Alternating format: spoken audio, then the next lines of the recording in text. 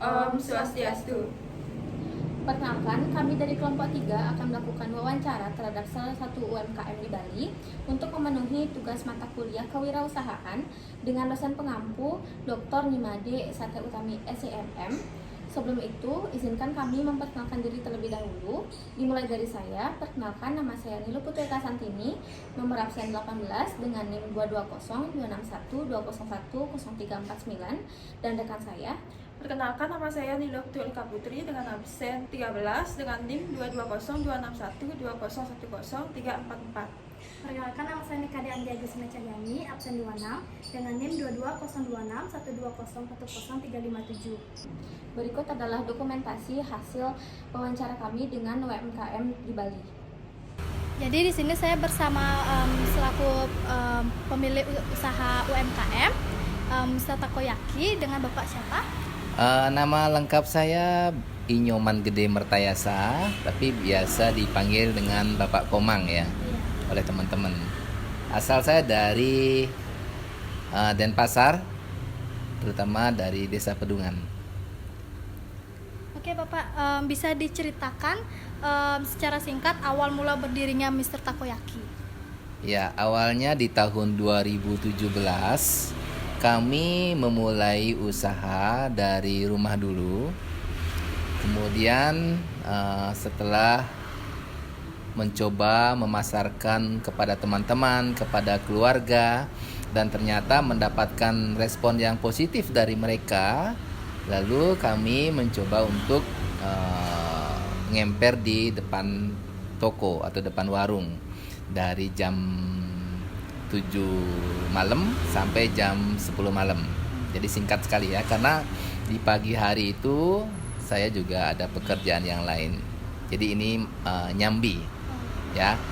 Nah, ternyata selama di depan emper toko itu grafiknya sudah bagus, ada kenaikan. Jadi kami mencoba memberanikan diri untuk menyewa toko ya di sini ya. Ini adalah toko yang pertama kami ya di tahun 2017, tepatnya bulan Juli kami memulai usahanya itu.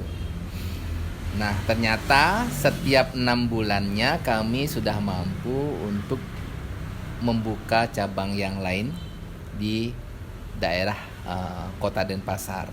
Hingga kini kami sudah ada 8 cabang yang tersebar di Kota Denpasar, kemudian Badung, dan juga Gianyar. Ya, puji syukur kami bisa melaluinya dengan baik. Bahkan di saat pandemi pun juga kami juga bisa melalui itu. Ya. Berarti sudah berapa lama ya Bapak menjalani bisnis Mr. Takoyaki? Sekarang hampir 6 tahun. Ya, Juli ini 6 tahun.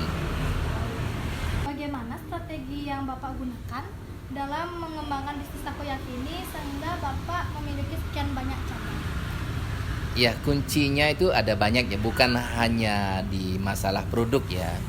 Jadi ya setelah produknya bagus, oke, bisa diterima. Lalu langkah berikutnya itu adalah pengetahuan produk. Ya.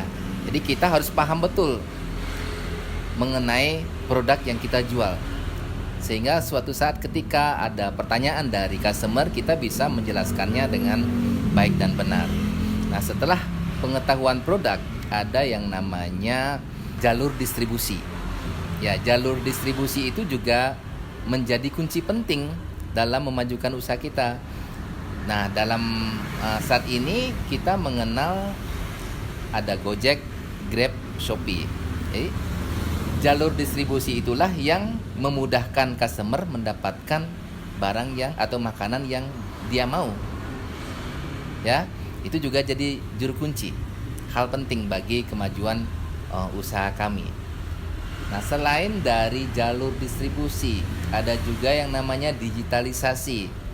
Ya, kalau dulu mungkin hanya dikenal lewat media cetak atau mulut ke mulut mungkin ya, tapi sekarang dengan digitalisasi orang-orang semakin lebih mudah menemukan bisnis kita dalam dunia internet, ya.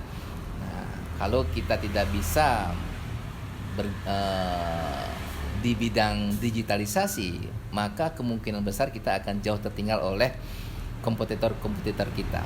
Apa aja sih Pak rencana Bapak ke depannya untuk lebih mengembangkan Mr. Takoyaki, atau dengan cara menambah cabang, atau ada rencana lain untuk membesarkan Mr. Takoyaki lagi untuk lebih dikenal lagi dalam masyarakat?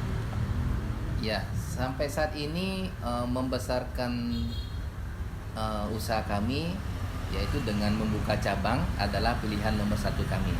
Itu ibaratnya membuka kantung-kantung baru di berbagai wilayah.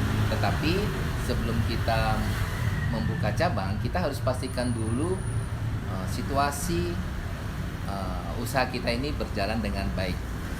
Ya, contoh dalam hal SDM ataupun cash flow, itu semua harus benar-benar berjalan baik sebelum kita membuka cabang yang baru di tempat lain. Kita juga mempunyai layanan cooking class untuk anak-anak, itu sudah berjalan cukup lama, dan juga kami mempunyai layanan cooking on the spot.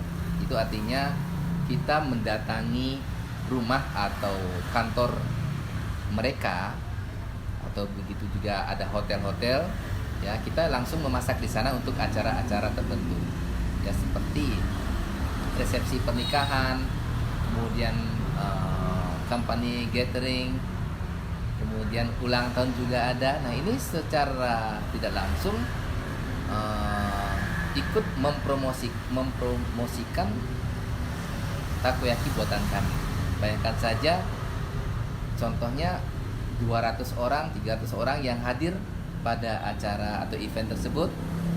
Jadi secara tidak langsung mengenal takoyaki buatan kami.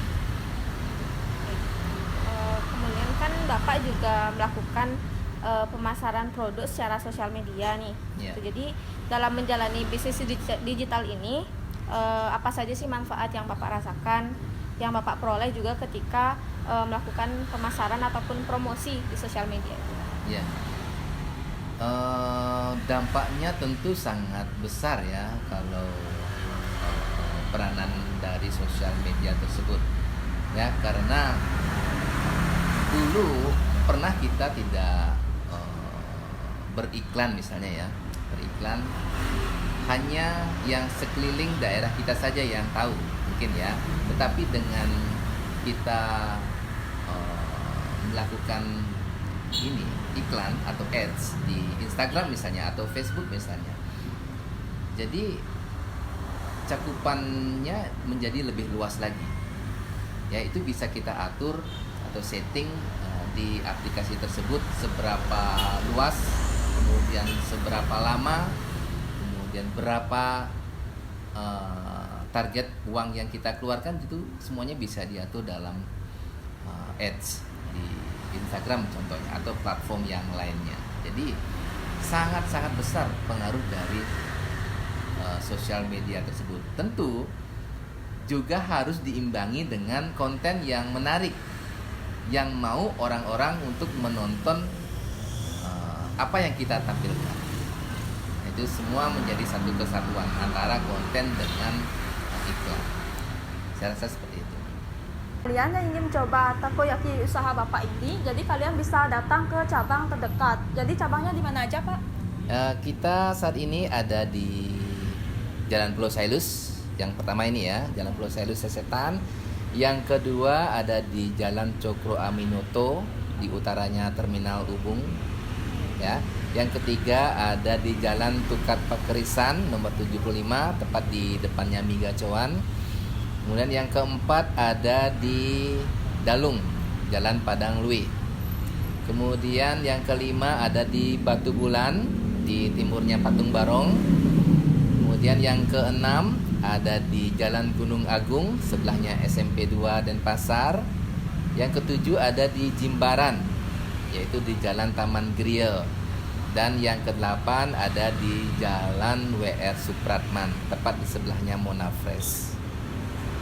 Baik, sekian wawancara kami dengan salah satu pemilik UMKM di Bali. Mohon maaf apabila ada kesalahan kata. Kami akhiri dengan Paramasanti. Om Santi Santi Santi Om.